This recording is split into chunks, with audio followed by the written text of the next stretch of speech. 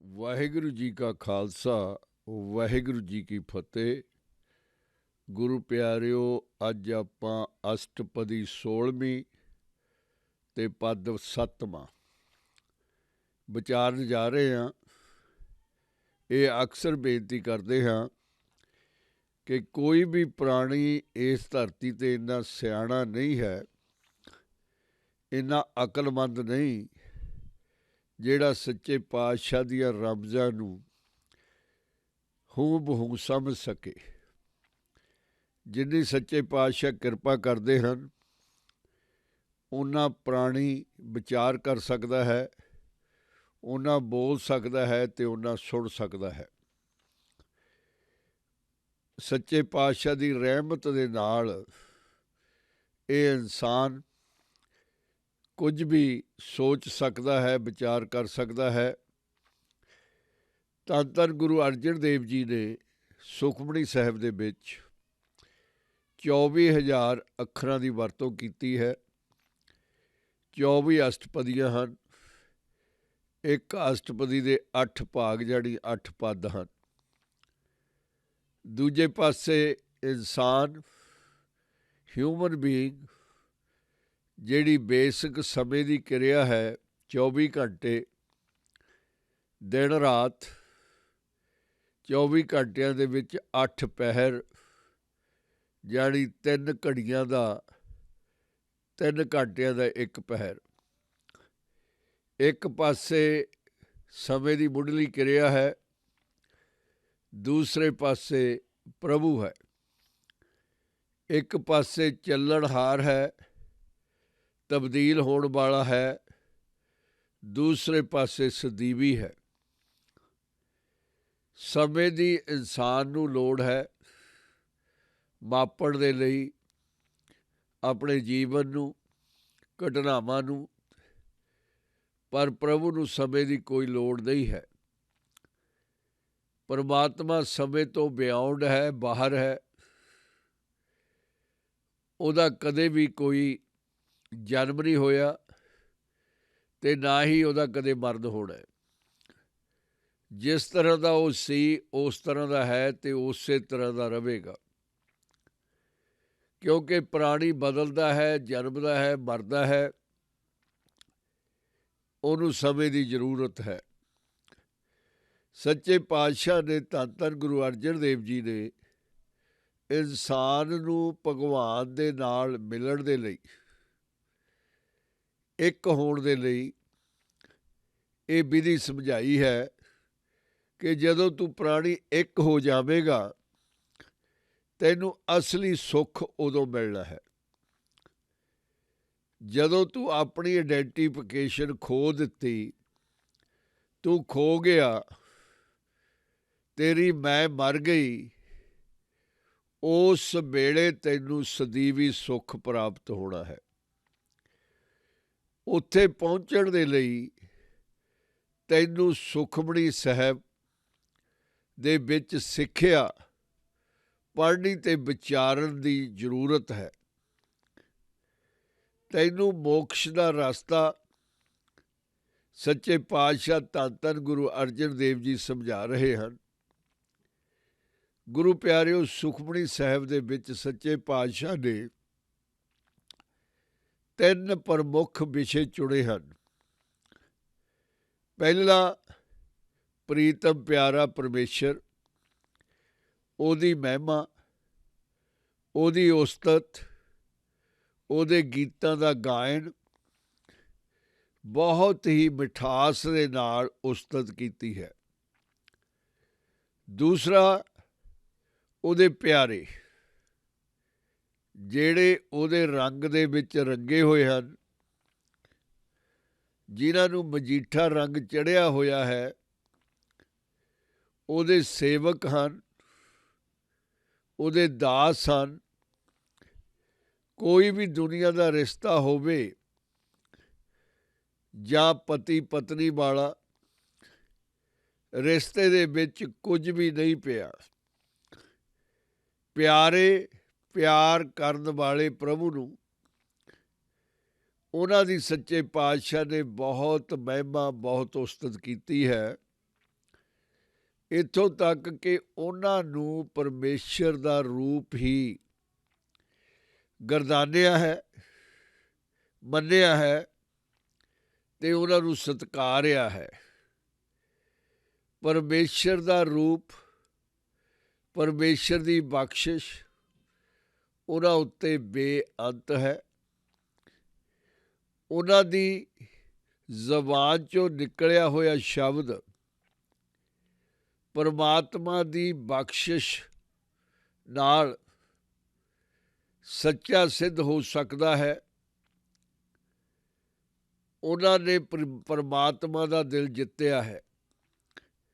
ਇਸ ਕਰਕੇ ਹੀ ਧੰਨ ਧੰਨ ਗੁਰੂ ਅਰਜਨ ਦੇਵ ਜੀ ਉਹਨਾਂ ਦੇ ਚਰਨਾਂ ਦੀ ਧੂੜ ਲੋੜਦੇ ਹਨ। Dust of there feet. ਉਹ ਮਹਾਨ ਹਨ। ਤੀਸਰਾ ਵਿਸ਼ਾ ਸੱਚੇ ਪਾਤਸ਼ਾਹ ਨੇ ਉਹਨਾਂ ਨੈਗੇਟਿਵ ਲੋਕਾਂ ਦਾ, ਜਿਹੜੇ ਹਮੇਸ਼ਾ ਨਾਂ ਦੇ ਵਿੱਚ ਵਿਸ਼ਵਾਸ ਰੱਖਦੇ ਹਨ, ਨਿੰਦਿਆ ਚੁਗਲੀ ਕਰਦੇ ਹਨ, ਧੋਖਾਧੜੀ ਦਾ ਸ਼ਿਕਾਰ ਹੁੰਦੇ ਹਨ, ਉਹਦੀ ਬਣਾਈ ਹੋਈ ਫੁਲਵਾੜੀ ਦੇ ਵਿੱਚ ਵਿਘਨ ਪਾਉਂਦੇ ਹਨ, ਮਾਇਆ ਦੇ ਪੁਜਾਰੀ ਹਨ, ਲਾਲਚ ਦੇ ਵੱਸ ਹਨ, ਹਉਮੈ ਦੇ ਸ਼ਿਕਾਰ ਹੋਏ ਹੋਏ ਰੋਗੀ ਲੋਕ। ਉਹਨਾਂ ਨਿੰਦਕਾਂ ਬਾਰੇ ਸੱਚੇ ਪਾਤਸ਼ਾਹ ਨੇ ਵਿਸਤਾਰ ਪੂਰਵਕ ਸੁਖਮਣੀ ਸਾਹਿਬ ਦੇ ਵਿੱਚ ਸਮਝਾਇਆ ਹੈ। ਗੁਰੂ ਪਿਆਰਿਓ, ਸੱਚੇ ਪਾਤਸ਼ਾਹ ਨੇ 16ਵੀਂ ਅਸ਼ਟਪਦੀ ਦੇ 7ਵੇਂ ਪਦ ਦੇ ਵਿੱਚ ਮਿਹਰ ਕੀਤੀ ਹੈ, ਸਤ ਬਚਨ ਸਾਧੂ ਉਪਦੇਸ਼। ਸੱਚੇ ਬਚਨ ਹਨ ਉਸ ਸਾਧੂ ਦੇ ਜਿਹੜਾ ਪਰਮਾਤਮਾ ਨਾਲ ਮਿਲ ਚੁੱਕਿਆ ਹੈ, ਅਤੇ ਉਹਦਾ ਉਪਦੇਸ਼, ਉਹਦੀ ਸਿੱਖਿਆ ਵੀ ਸੱਚੀ ਹੈ। ਕਿਉਂਕਿ ਭੇਦ ਨਹੀਂ ਰਿਹਾ, ਭਿੰਨਤਾ ਖਤਮ ਹੋ ਚੁੱਕੀ ਹੈ। ਪਰਮੇਸ਼ਰ ਅਤੇ ਜਨ ਇੱਕ ਹੋ ਚੁੱਕੇ ਹਨ। ਪਰਮੇਸ਼ਰ ਸੱਚਾ ਹੈ, ਉਹਦੇ ਸ਼ਬਦ ਸੱਚੇ ਹਨ, ਉਹਦੀ ਬਾਣੀ ਸੱਚੀ ਹੈ। ਇਸੇ ਤਰ੍ਹਾਂ ਉਹਦਾ ਦੂਸਰਾ ਰੂਪ ਸਾਧੂ, ਜਨ, ਸੇਵਕ, ਦਾਸ ਉਹਦੇ ਪਿਆਰੇ ਹਨ। ਯਕੀਨਨ ਹੀ ਉਹਨਾਂ ਦੇ ਪ੍ਰਵਚਨ ਵੀ ਸੱਚੇ ਹਨ, ਉਹਨਾਂ ਦੀ ਸਿੱਖਿਆ ਵੀ ਸੱਚੀ ਹੈ। ਸਤ ਤੇ ਜਨ ਜਾ ਕੈ ਹਿਰਦੇ ਪ੍ਰਵੇਸ਼। ਪਰਮਾਤਮਾ ਉਹਨਾਂ ਦੇ ਹਿਰਦੇ ਦੇ ਵਿੱਚ ਪ੍ਰਵੇਸ਼ ਹੈ। ਉਹਨਾਂ ਦੀ ਅੰਤਰ ਆਤਮਾ ਦੇ ਨਾਲ ਪਰਮੇਸ਼ਰ ਦਾ ਮਿਲਾਪ ਹੋ ਚੁੱਕਿਆ ਹੈ,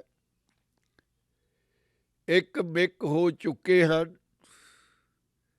ਬਿਰਹੋਂ ਮੁੱਕ ਗਿਆ, ਮਿਲਾਪ ਹੋ ਗਿਆ।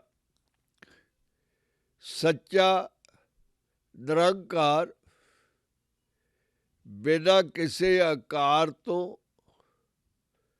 ਸੱਚਾ ਉਹਦਾ ਕੰਮ, ਸੱਚੀ ਉਹਦੀ ਕਿਰਤ, ਸੱਚੇ ਉਹਦੇ ਬੋਲ। ਉਹ ਆਪਣੇ ਪਿਆਰਿਆਂ ਦੀ ਆਤਮਾ ਦੇ ਵਿੱਚ ਪ੍ਰਵੇਸ਼ ਹੋ ਗਿਆ। ਉਹਨਾਂ ਦੇ ਸ਼ਬਦ ਵੀ ਸੱਚੇ ਹਨ,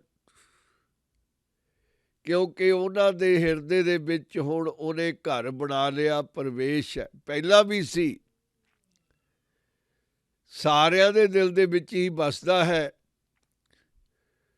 ਪਰ ਉਜਾਗਰ ਪਿਆਰਿਆਂ ਦੇ ਦਿਲ ਦੇ ਵਿੱਚ ਹੁੰਦਾ ਹੈ। ਉਹਨਾਂ ਦੇ ਜਦੋਂ ਇੱਕ ਮਿਕ ਹੋ ਜਾਂਦੇ ਹਨ, ਫਿਰ ਪ੍ਰਭੂ ਪ੍ਰਗਟ ਹੁੰਦਾ ਹੈ, ਫਿਰ ਭਗਤ ਵੀ ਪ੍ਰਗਟ ਹੁੰਦਾ ਹੈ। ਸਤ ਨਿਰਤ ਬੁੱਝੈ ਜੇ ਕੋਏ, ਨਾਮ ਜਪਤ ਤਾਂ ਕੀ ਗਤ ਹੋਏ। ਨਿਰਤ ਇੱਥੇ ਪਿਆਰ ਦਾ ਨਾਂ ਹੈ, ਪਰਮ ਪਿਆਰ, ਅਸਲੀ ਪਿਆਰ। ਦੁਨੀਆ ਦੇ ਵਿੱਚ ਪਿਆਰ ਨੂੰ ਲੋਕਾਂ ਨੇ ਇੱਕ ਵਪਾਰ ਬਣਾ ਲਿਆ। ਹਰ ਕੋਈ 2-4 ਦਿਨ ਕਿਸੇ ਦੇ ਨਾਲ ਰਹਿ ਕੇ ਉਹਨੂੰ ਮਿੱਤਰ ਗਰਦਾਨ ਦਿੰਦਾ ਹੈ ਤੇ ਫਿਰ ਆਪਣਾ ਪਿਆਰ ਵੀ ਉਹਦੇ ਵਿੱਚ ਸਿੱਧ ਕਰ ਦਿੰਦਾ ਹੈ। ਥੋੜ੍ਹੇ ਜਿਹੇ ਸਮੇਂ ਦੇ ਵਿੱਚ ਇਹ ਪਿਆਰ ਉਪਜਦਾ ਹੈ ਤੇ ਚੰਦ ਦਿਨਾਂ ਦੇ ਵਿੱਚ ਇਹ ਪਿਆਰ ਖਤਮ ਹੋ ਜਾਂਦਾ ਹੈ।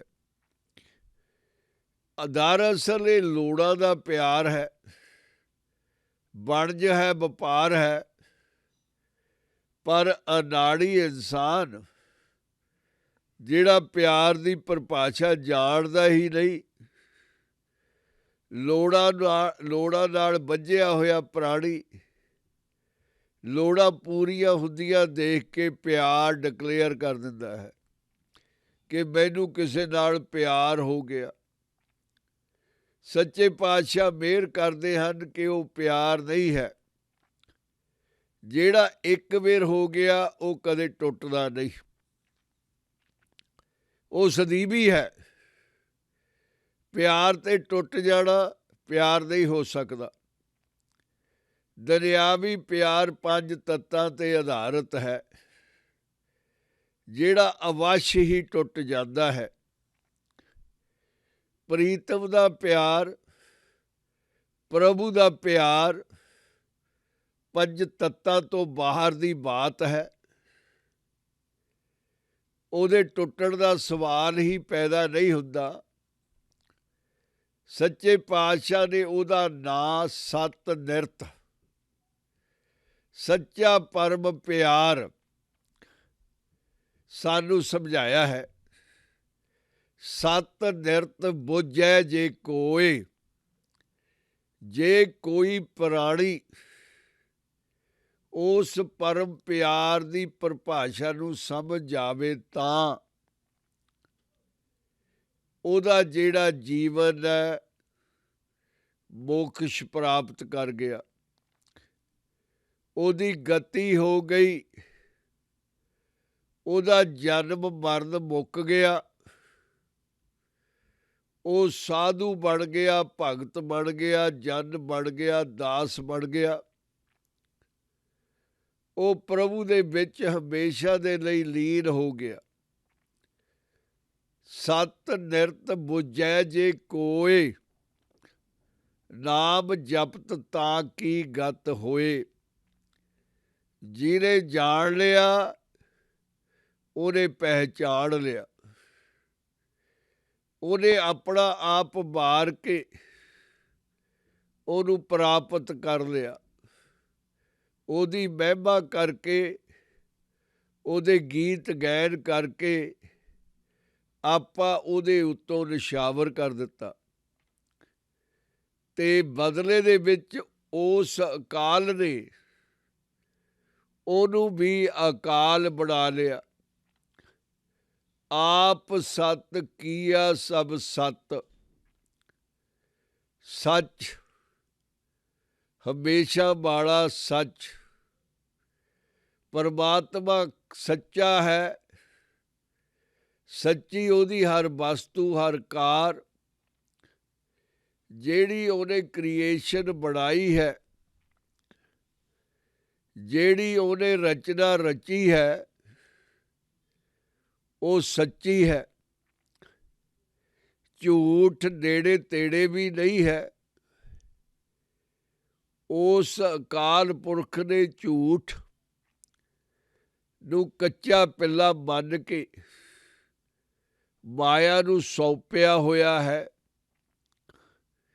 ਜਿਹੜਾ ਕੱਚਾ ਮਹਿਕਮਾ ਉਹ ਮਾਇਆ ਨੂੰ ਦਿੱਤਾ ਹੋਇਆ ਹੈ, ਜਿੱਥੇ ਉਹ ਕੋਸ਼ਿਸ਼ ਕਰਦੀ ਰਹਿੰਦੀ ਹੈ ਕਿ ਪੱਕਿਆਂ ਤੋਂ ਕੱਚੇ ਕਿਵੇਂ ਕੀਤੇ ਜਾਣ। ਪ੍ਰਭੂ ਕੱਚਿਆਂ ਤੋਂ ਪੱਕੇ ਕਰਦਾ ਹੈ, ਪਰ ਉਹਦੀ ਨੌਕਰਾਣੀ ਪ੍ਰਭੂ ਦੀ ਦਾਸੀ ਮਾਇਆ ਹਰ ਵੇਲੇ ਤਾਕ ਦੇ ਵਿੱਚ ਰਹਿੰਦੀ ਹੈ ਕਿ ਪੱਕੇ ਤੋਂ ਕੱਚਾ ਕਿਵੇਂ ਬਣਾਇਆ ਜਾਵੇ। ਦਰਅਸਲ ਉਹਦਾ ਇਹ ਕਰਤੱਵ ਹੈ ਕਿ ਦੁਨੀਆ ਦੇ ਲੋਕਾਂ ਨੂੰ ਪਰਚਾਇਆ ਕਿਵੇਂ ਜਾਵੇ, ਜਨਮ ਮਰਨ ਦੇ ਚੱਕਰ 'ਚ ਉਲਝਾਇਆ ਕਿਵੇਂ ਜਾਵੇ। ਇਹ ਝੂਠ ਦੀ ਨਗਰੀ ਦੀ ਰਾਣੀ ਮਾਇਆ ਹਰ ਵੇਲੇ ਭਗਤਾਂ ਨੂੰ ਪਾੜਨ 'ਤੇ ਲੱਗੀ ਰਹਿੰਦੀ ਹੈ। ਦੂਸਰੇ ਪਾਸੇ ਪਰਮੇਸ਼ਰ ਜੇ ਇੱਕ ਕਦਮ ਭਗਤ ਤੁਰਦਾ ਹੈ ਤਾਂ 10 ਕਦਮ ਤੁਰ ਕੇ ਉਹਨੂੰ ਲੈਣ ਆ ਜਾਂਦਾ ਹੈ, ਕਿਉਂਕਿ ਉਹਦਾ ਸੱਚ ਵਪਾਰ ਹੈ। ਆਪ ਸਤ ਕੀਆ ਸਭ ਸਤ। ਜਿਹੜੀ ਉਹਨੇ ਰਚਨਾ ਬਣਾਈ ਹੈ, ਦੁਨੀਆ ਸਜਾਈ ਹੈ, ਉਹ ਵੀ ਸੱਚੀ ਹੀ ਹੈ। ਆਪੇ ਜਾਣੇ ਆਪਣੀ ਮਿੱਤ ਗਤ। ਪ੍ਰਭੂ ਦੀ ਗਤੀ ਕੌਣ ਕਰੇਗਾ? ਪ੍ਰਭੂ ਨੂੰ ਮੋਕਸ਼ ਦੀ ਲੋੜ ਨਹੀਂ ਹੈ। ਉਹਦੇ ਵਿੱਚ ਦੁਨੀਆ ਭਰ ਦੇ ਮੋਕਸ਼ ਸਮੋਏ ਹੋਏ ਹਨ। ਉਹ ਆਪ ਹੀ ਸਵਰਗ ਹੈ, ਹੈਵਨ ਹੈ। ਕੌਣ ਉਹਦਾ ਅੰਦਾਜ਼ਾ ਲਗਾ ਸਕਦਾ ਹੈ? ਕੌਣ ਉਹਨੂੰ ਜਾਣ ਸਕਦਾ ਹੈ? ਕੋਈ ਵੀ ਉਹਨੂੰ ਮਿਲ ਨਹੀਂ ਸਕਦਾ। ਕਿਸੇ ਦੇ ਪਾਸ ਇਹ ਤੱਕੜੀ ਜਾਂ ਮਿਲਣ ਵਾਲੀ ਮੈਜ਼ਰਮੈਂਟ ਇਕੁਇਪਮੈਂਟ ਹੈ ਹੀ ਨਹੀਂ, ਸਾਧਨ ਨਹੀਂ। ਪ੍ਰਭੂ ਇੰਨਾ ਵੱਡਾ ਹੈ, ਇੰਨਾ ਵਿਰਾਟ ਹੈ ਕਿ ਉਹਨੂੰ ਇਨਸਾਨ ਮਿਲਣ ਬਾਰੇ ਸੋਚ ਵੀ ਨਹੀਂ ਸਕਦਾ। ਪਿਤਾ ਦਾ ਜਨਮ ਪੁੱਤ ਕਿਵੇਂ ਜਾਣ ਸਕਦਾ ਹੈ? ਬੱਚਾ ਹੈ, ਖਿਡੌਣਿਆਂ ਦੇ ਨਾਲ ਖੇਡਣ ਹੀ ਜਾਣਦਾ ਹੈ। ਉਹਦੀ ਕਿਰਪਾ ਦੇ ਨਾਲ ਪ੍ਰਭੂ ਆਪ ਹੀ ਆਪਣੀ ਵਡਿਆਈ, ਆਪਣੀ ਰਚਨਾ ਬਣਾਈ ਦਾ ਗਿਆਤ ਰੱਖਦਾ ਹੈ। ਜਿਸ ਕੀ ਸ੍ਰਿਸ਼ਟ ਸੋ ਕਰਨੇ ਹਾਰ। ਜਿਹਨੇ ਦੁਨੀਆ ਬਣਾਈ ਹੈ, ਝੂਠ ਨੂੰ ਸੱਚ ਕਰਕੇ ਦਿਖਾਇਆ ਹੈ। ਇਹ ਜਹਾਨ ਦਾ ਮਾਲਕ ਹੈ, ਉਹਦੀ ਮਲਕੀਅਤ ਹੈ। ਉਹ ਇਹਨੂੰ ਬਣਾਉਣ ਵਾਲਾ ਹੈ, ਚਲਾਉਣ ਵਾਲਾ ਹੈ। ਉਹਨੂੰ ਹੀ ਇਹਦੇ ਬਾਰੇ ਪਤਾ ਹੈ, ਉਹੀ ਇਹਦੇ ਬਾਰੇ ਜਾਣਦਾ ਹੈ, ਕਿਉਂਕਿ ਇਹ ਕ੍ਰੀਏਸ਼ਨ ਉਹਨੂੰ ਬਿਲੋਂਗ ਕਰਦੀ ਹੈ। ਅਵਰ ਨਾ ਬੂਝ ਕਰਤ ਵਿਚਾਰ। ਪ੍ਰਭੂ ਦੇ ਮੁਕਾਬਲੇ ਦੇ ਵਿੱਚ ਕੋਈ ਹੋਰ ਹੈ ਹੀ ਨਹੀਂ। ਉਹ ਇੱਕ ਹੀ ਹੈ ਤੇ ਪੁਰਖ ਹੈ, ਮੇਲ ਹੈ। ਜਦੋਂ ਇੱਕ ਲੀਡਰ ਹੋਵੇ ਤਾਂ ਰੌਲਾ ਪੈਣ ਦੀ ਸੰਭਾਵਨਾ ਹੁੰਦੀ ਹੀ ਨਹੀਂ। ਪ੍ਰੀਤਮ ਪਿਆਰਾ ਮਹਾਨ ਕ੍ਰੀਏਟਰ, ਦੂਜਾ ਉਹਨੂੰ ਕੌਣ ਸਮਝ ਸਕਦਾ ਹੈ? ਹਾਂ, ਉਹਦੇ ਪਿਆਰੇ ਉਹਦੀ ਸਿਫਤ ਕਰ ਸਕਦੇ ਹਨ, ਵੱਡੇ ਦੀ ਵਡਿਆਈ ਕਰ ਸਕਦੇ ਹਨ, ਪਰ ਉਹਨੂੰ ਕਿਸੇ ਦੇ ਵੱਡੇ ਹੋਣ ਦੀ ਪ੍ਰੇਅਰ ਨਾਲ ਕੁਝ ਫਰਕ ਨਹੀਂ ਪੈਂਦਾ। ਨਾ ਉਹ ਕਿਸੇ ਦੇ ਕਹੇ 'ਤੇ ਵੱਡਾ ਹੁੰਦਾ ਹੈ ਤੇ ਨਾ ਹੀ ਕਿਸੇ ਦੇ ਕਹੇ 'ਤੇ ਛੋਟਾ ਹੁੰਦਾ ਹੈ। ਪਰ ਜਦੋਂ ਉਹਦੀ ਕੋਈ ਸਿਫਤ ਸਲਾਹ ਕਰਦਾ ਹੈ, ਉਹ ਪਿਆਰ ਵਾਪਸ ਕਰਦਾ ਹੈ, ਗੁੱਸੇ ਖੋਰ ਨਹੀਂ ਹੈ। ਐਂਗਰ ਵਾਲਾ ਨਹੀਂ ਹੈ, ਦਿਆਲੂ ਹੈ, ਕਿਰਪਾਲੂ ਹੈ, ਮਿਹਰਬਾਨ ਹੈ, ਪਰ ਉਹਨੂੰ ਸਮਝਣ ਵਾਲਾ ਹੋਰ ਕੋਈ ਨਹੀਂ ਹੈ ਜਿਹੜਾ ਉਹਦੇ ਬਾਰੇ ਜਾਣ ਸਕੇ। ਭਾਵੇਂ ਉਹ ਜਿੰਨਾ ਮਰਜ਼ੀ ਕਿਵੇਂ ਮਰਜ਼ੀ ਸੋਚੀ ਜਾਵੇ, ਪ੍ਰੀਤਮ ਪਿਆਰੇ ਬਾਰੇ ਉਹ ਜਾਣ ਨਹੀਂ ਸਕਦਾ। ਕਰਤੇ ਕੀ ਮਿੱਤ ਨਾ ਜਾਣੇ ਕੀਆ, ਉਹਦੇ ਕੀਤੇ ਹੋਏ ਨੂੰ ਕੌਣ ਸਮਝ ਲਵੇਗਾ। ਇੰਨੀਆਂ ਗਲੈਕਸੀਜ਼, ਇੰਨੇ ਪਲੈਨਟ, ਇੰਨੇ ਸੂਰਜ, ਇੰਨੇ ਚੰਦ, ਇੰਨੀਆਂ ਪ੍ਰਿਥਵੀਆਂ, ਧਰਤੀਆਂ ਉਹਦੀ ਕ੍ਰੀਏਸ਼ਨ ਹਨ। ਕਰਤਾ, ਕਰਤਾਰ ਦਾ ਵਿਸਤਾਰ, ਉਹਦਾ ਖਲਾ, ਉਹਦਾ ਫਲਾ ਕੋਈ ਜਾਣ ਨਹੀਂ ਸਕਦਾ। ਕਿਸੇ ਦੇ ਵੱਸ ਦੀ ਗੱਲ ਨਹੀਂ ਹੈ। ਉਹ ਵੱਡਾ ਹੀ ਬਹੁਤ ਹੈ, ਮਹਾਨ ਹੀ ਬਹੁਤ ਹੈ। ਉਹਨੂੰ ਕੌਣ ਜਾਣੇਗਾ। ਕਰਤੇ ਕੀ ਮਿੱਤ ਨਾ ਜਾਣੈ ਕੀਆ, ਕਦੇ ਕਿਸੇ ਨੇ ਸਮਝਿਆ ਨਹੀਂ ਹੈ ਉਹਦੇ ਖਲਾ ਨੂੰ, ਉਹਦੇ ਫਲਾ ਨੂੰ। ਨਾਨਕ ਜੋ ਤਿਸ ਭਾਵੈ ਸੋ ਵਰਤੀਆ, ਨਾਨਕ ਜਿਹੜਾ ਕੁਛ ਨੂੰ ਉਹਨੂੰ ਭਾਉਂਦਾ ਹੈ, ਉਹਨੂੰ ਚੰਗਾ ਲੱਗਦਾ ਹੈ, ਉਹਨੂੰ ਸੋਹਣਾ ਫੱਬਦਾ ਹੈ, ਉਹੀ ਪ੍ਰਵਿਰਤ ਕਰਦਾ ਹੈ, ਉਹੀ ਵਰਤਾਉਂਦਾ ਹੈ, ਉਹੀ ਕਰਕੇ ਦਿਖਾਉਂਦਾ ਹੈ। ਜਿਹੜਾ ਉਹਨੂੰ ਭਾ ਗਿਆ ਉਹਨੇ ਉਹਨੂੰ ਵਰਤਾ ਦਿੱਤਾ, ਬਣਾ ਦਿੱਤਾ ਤੇ ਉਸੇ ਤਰ੍ਹਾਂ ਹੀ ਚਲਾ ਦਿੱਤਾ। ਗੁਰੂ ਪਿਆਰਿਓ, ਇਸੇ ਪਦ ਨੂੰ ਆਪਾਂ ਇੱਕ ਵਾਰ ਅੰਗਰੇਜ਼ੀ ਦੇ ਵਿੱਚ ਵਿਚਾਰ ਲਈਏ। ਸਤ ਬਚਨ ਸਾਧੂ ਉਪਦੇਸ਼। True are the words and instruction of a saint, God's lover, who gave away his ego and who became the same like Lord himself. God blessed him with his mercy. Now everything he says, everything sadhu says, they are true. His vocabulary is good and his teachings are good. ਸਤ ਤੇ ਜਨ ਜਾ ਕੈ ਹਿਰਦੇ ਪ੍ਰਵੇਸ਼।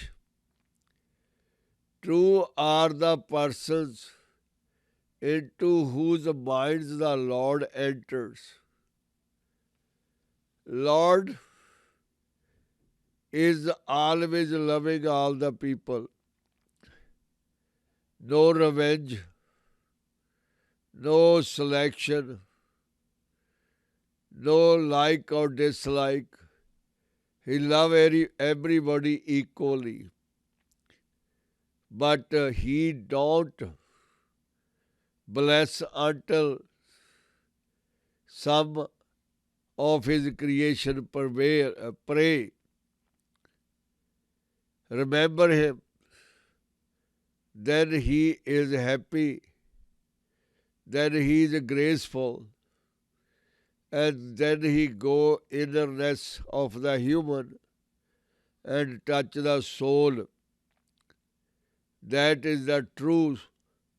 ਸਤ ਤੇ ਜਨ ਜਾ ਕੇ ਹਿਰਦੇ ਪ੍ਰਵੇਸ਼। Those people are true people whose minds Lord enter. ਸਤ ਨਿਰਤ ਬੂਝੈ ਜੇ ਕੋਏ, ਨਾਮ ਜਪਤ ਤਾਂ ਕੀ ਗਤ ਹੋਏ।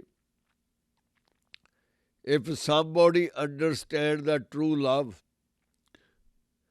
real love, then he also understands that singing the song of Pritam Pyara, God, Vaheguru, Akal Purkh, take to the heaven, forever get out from life cycle, born and death gone. But the definition of love is commingled with the routine business. If somebody need him, if somebody need somebody, then pyar comes between, love comes between. That is not true pyar. That's not true love. That's just a way of expression. If that love goes away after month, 2 months, year or 2 years, that was not love to begin with. Somebody named wrong just for greed. God's love is a holy love, and that enters in innerness of the human being. Sat nirt bujje je koe, naam japt ta ki gat hoye. If anyone knows and greatly loves the truth, then he obtains salvation by meditating on the name of God. Aap sat kiya sab sat. God is true. God is truth. And everything He created and everything He made is also truth. Aap jane apni mit gat. He knows himself. He knows his measure. He knows his condition. God don't need no heaven. God don't need to get out from life cycling. He never takes birth, he never dies. So this don't even apply to him. He knows himself. जिसकी श्रेष्ठ सो करदा हार. Creation belongs to him. The whole Brahmans, moons, stars, planets, deep hole gauges, milk gauges, they are all his property. They belong to him, and he is the doer. He is the creator.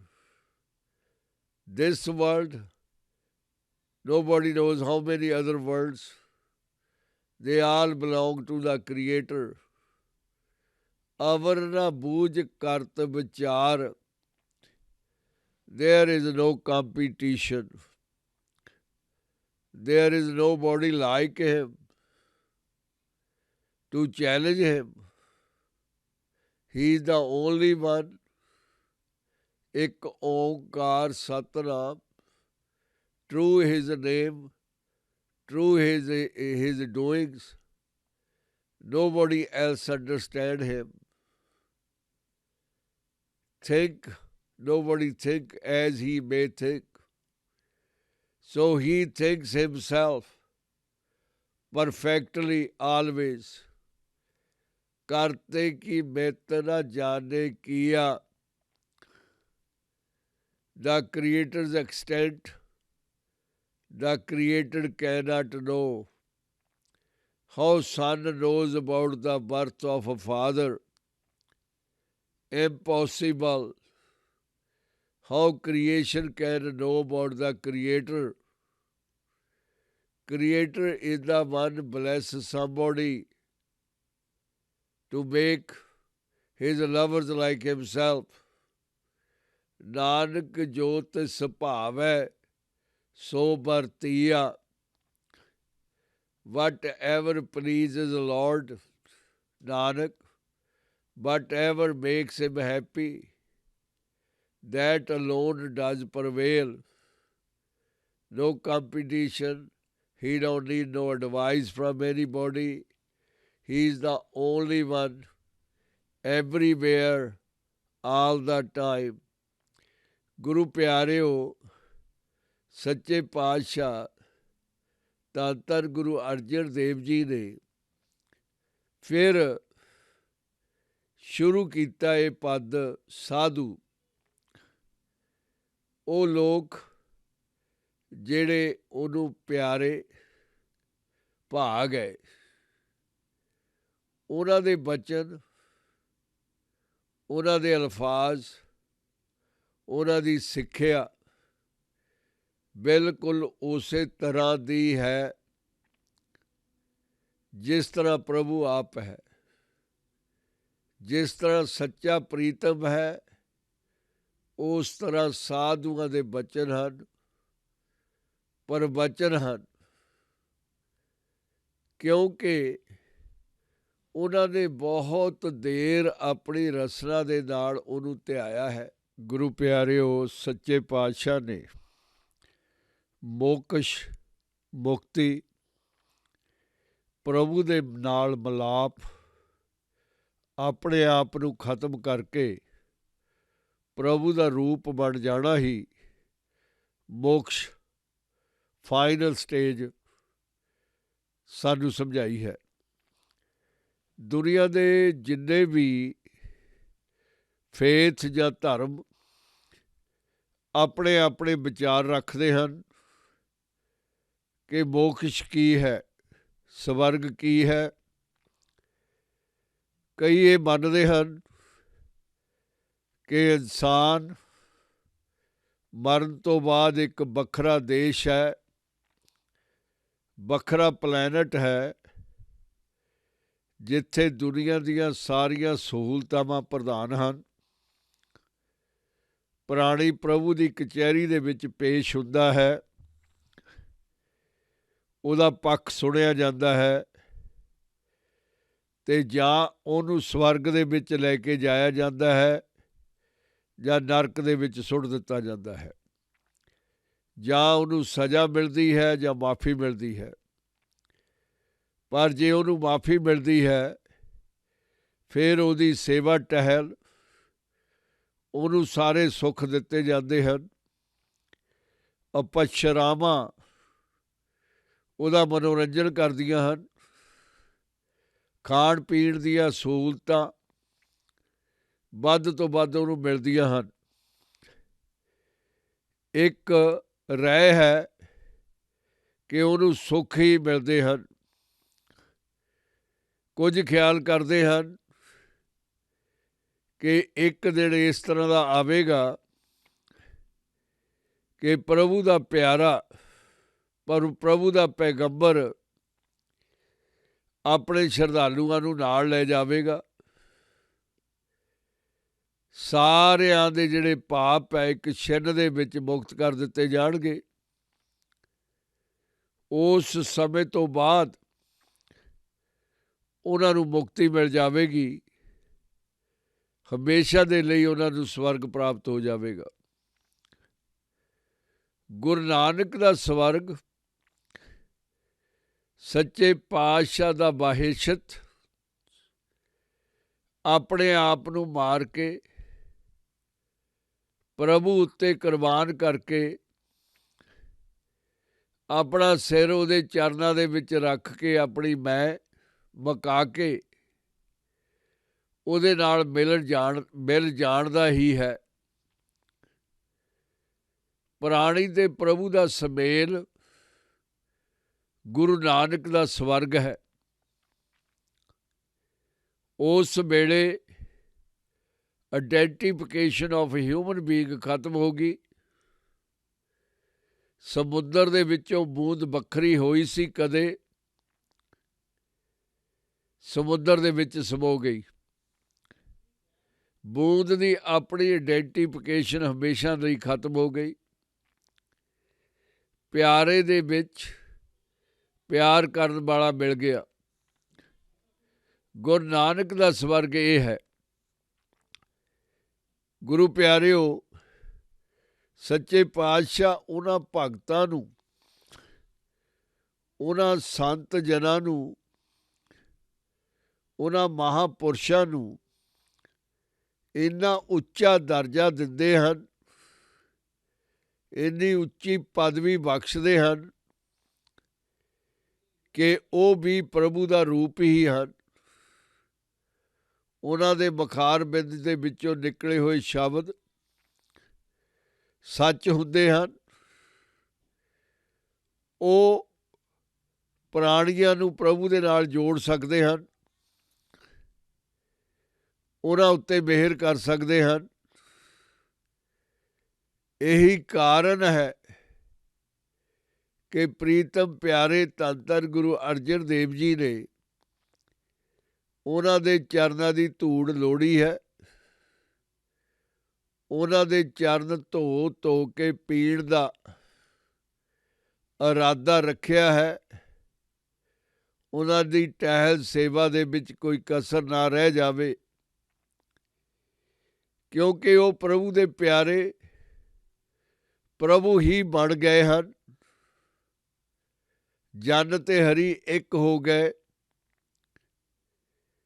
ਉਹਨਾਂ ਦੇ ਕਹੇ ਹੋਏ ਸ਼ਬਦ ਸੱਚੇ, ਉਹਨਾਂ ਦਾ ਉਪਦੇਸ਼ ਸੱਚ। ਜਿਸ ਤਰ੍ਹਾਂ ਕਰਤਾ ਹਰ ਕੁਝ ਸੱਚ ਹੀ ਕਰਦਾ ਹੈ,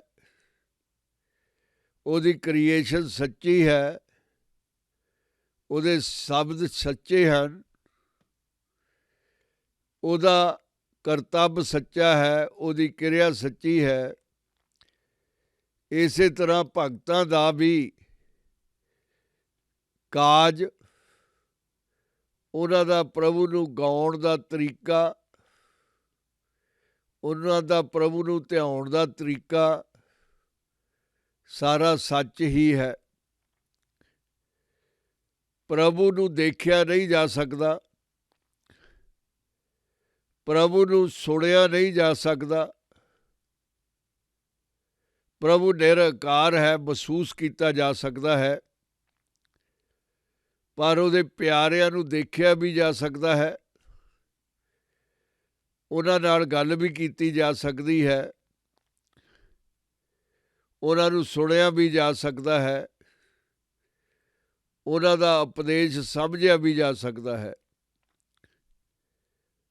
ਪਰ ਸਭ ਤੋਂ ਵੱਡੀ ਕਠਿਨਾਈ ਇਸ ਯੁੱਗ ਦੇ ਵਿੱਚ ਉਹ ਪਿਆਰੇ, ਪ੍ਰਭੂ ਦੇ ਪਿਆਰੇ, ਜਿਨ੍ਹਾਂ ਦੀ ਦਾਸਤਾਨ, ਜਿਨ੍ਹਾਂ ਬਾਰੇ ਪ੍ਰੀਤਮ ਪਿਆਰੇ ਧੰਨ ਧੰਨ ਗੁਰੂ ਅਰਜਨ ਦੇਵ ਜੀ ਸਮਝਾ ਰਹੇ ਹਨ, ਉਹਨਾਂ ਸੰਤਾਂ ਨੂੰ ਲੱਭਿਆ ਕਿੱਥੇ ਜਾਵੇ। ਜੇ ਕਿਤੇ ਉਹ ਹੈ ਵੀ ਛੁਪੇ ਹੋਏ ਹਨ, ਜਿਹੜੇ ਆਹ ਸੰਤ ਹੈ ਉਹਨਾਂ ਦੀਆਂ ਭੀੜਾਂ ਜੁੜੀਆਂ ਹੋਈਆਂ ਹਨ। ਜਿਹੜੇ ਆਹ ਸੰਤ ਹੈ ਉਹਨਾਂ ਵਰਗਾ ਭੇਖ ਹੀ ਕਰਕੇ ਲੋਕਾਈ ਨੂੰ ਲੁੱਟ ਰਹੇ ਹਨ, ਲੋਕਾਈ ਦਾ ਤਨ ਮਨ ਧਨ ਦਾ ਸ਼ੋਸ਼ਣ ਕਰ ਰਹੇ ਹਨ। ਉਹ ਵਿਚਾਰੇ ਤਿਆਗੀ, ਉਹ ਜਨ, ਉਹ ਸੇਵਕ, ਉਹ ਦਾਸ ਕਿੱਥੋਂ ਲੱਭੇ ਜਾਣ, ਉਹਨਾਂ ਦਾ ਸਤਿਕਾਰ ਕਿਵੇਂ ਕੀਤਾ ਜਾਵੇ। ਸੱਚੇ ਪਾਤਸ਼ਾਹ ਮਿਹਰ ਕਰਦੇ ਹਨ ਕਿ ਉਹਨਾਂ ਨੂੰ ਮੋਕਸ਼ ਦਾ ਪਤਾ ਹੈ। ਪ੍ਰੀਤਮ ਪਿਆਰਾ ਉਹਨਾਂ ਦੀ ਅੰਦਰ ਆਤਮਾ ਦੇ ਵਿੱਚ ਪ੍ਰਵੇਸ਼ ਕਰ ਚੁੱਕਿਆ ਹੈ। ਪ੍ਰੀਤਮ ਪਿਆਰੇ ਨੇ ਉਹ ਆਪਣੇ ਬਣਾ ਲਏ ਹਨ। ਕਾਸ਼ ਕਿ ਉਹ ਮਿਲ ਜਾਣ। ਸੱਚੇ ਪਾਤਸ਼ਾਹ ਮਿਹਰ ਕਰਦੇ ਹੋਏ ਸਮਝਾਉਂਦੇ ਹਨ ਕਿ ਜੇ ਪ੍ਰੀਤਮ ਪਿਆਰਾ ਜਿਵੇਂ ਸੋਚਦਾ ਹੈ ਉਵੇਂ ਹੀ ਕਰਦਾ ਹੈ, ਆਪਣੇ ਪਿਆਰਿਆਂ ਨੂੰ ਬਖਸ਼ਦਾ ਹੈ, ਸੱਚੇ ਪਾਤਸ਼ਾਹ ਨੇ ਜਿਵੇਂ ਬਣਾਈ ਹੈ ਸ੍ਰਿਸ਼ਟੀ, ਉਸੇ ਤਰ੍ਹਾਂ ਸਬਰ ਸੰਤੋਖ ਭਰਿਆ ਹੈ, ਵਰਤਾਅ ਵੀ ਉਸੇ ਤਰ੍ਹਾਂ ਹੀ ਕੀਤਾ ਹੈ। ਸੱਚੇ ਪਾਤਸ਼ਾਹ ਨੇ ਅਪਾਰ ਕਿਰਪਾ ਕਰਕੇ ਉਹਨਾਂ ਜਨਾਂ ਨੂੰ ਆਪਣੇ ਬਣਾਇਆ ਹੈ। ਉਹਨਾਂ ਜਨਾਂ ਦੀ ਧੂੜੀ ਮਿਲ ਜਾਵੇ ਤਾਂ ਮੈਂ ਨਮਸਕਾਰ ਕਰਾਂ। ਮੇਰੀ ਨਿਮਰਤਾ, ਮੇਰੀ ਬੋਲੀ, ਮੇਰੀ ਮਿਠਾਸ ਉਹਨਾਂ ਉੱਤੋਂ ਕੁਰਬਾਨ ਹੋ ਜਾਵੇ। ਗੁਰੂ ਪਿਆਰਿਓ, ਅੱਜ ਇੰਨਾ ਹੀ। ਵਾਹਿਗੁਰੂ ਜੀ ਕਾ ਖਾਲਸਾ, ਵਾਹਿਗੁਰੂ ਜੀ ਕੀ ਫਤਿਹ।